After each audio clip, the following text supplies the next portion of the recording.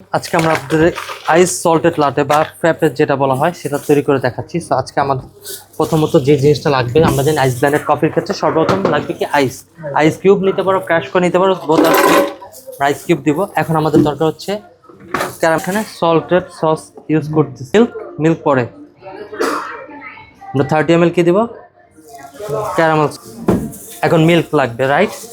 তো আমরা normal milk দিতে, তো আমাদের 100 ml মিল্ক অ্যাড হবে। সো আমাদের এই টোটাল কাপটা রেশিও কত আমরা জানি, 60। তো 60 করে আমরা হচ্ছে একবার দেওয়ার পর হচ্ছে 40, এই 100 ml। এখন সো আমাদের আইস কিউব নিব আমরা হচ্ছে 2 ভ্যানিলা অ্যাড করে নিচ্ছি। এটা যদি আমরা মেজারমেন্ট করি তাহলে এখন এখানে পাউডার মিল্ক যেটাকে আমরা 1 স্পুন এখানে দিব ফর বেটার টেস্ট। অ্যান্ড আমরা টেস্ট করবো, কারণ এটা হচ্ছে আইস ব্লেন্ডেড কফি। আইস ব্লেন্ডেড কফিতে আমরা এসপ্রেসো অ্যাড করবো 1 শট। উদ্দেশ্য হচ্ছে আইসটাকে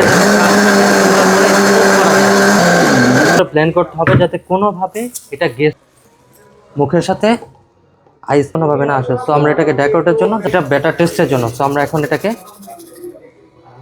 টাইম টু ওকে, এখন আমরা লিডটা সুন্দর করে লিড করার পর এটা এমনি সল্টেড ক্যারামেল লাটে দিয়ে আসো। আমরা এটাকে বেটার টেস্ট করার জন্য হুইপ ক্রিম অ্যাড করতে পারি। আমরা চাইলে এটাকে আরও অন্য স্টাইল, তো নাই আচ্ছা তাহলে একটু লাগাইছি লাগছে। সো একজন বারিস্তার কি কাজ, সে যে কাজটা করেছে সেটা প্রপারলি দেখার জন্য বা বোঝার জন্য অবশ্যই তার মুখে ফেসে বোঝাতে হবে যে সে পারে এটা। ওকে, থ্যাংক ইউ।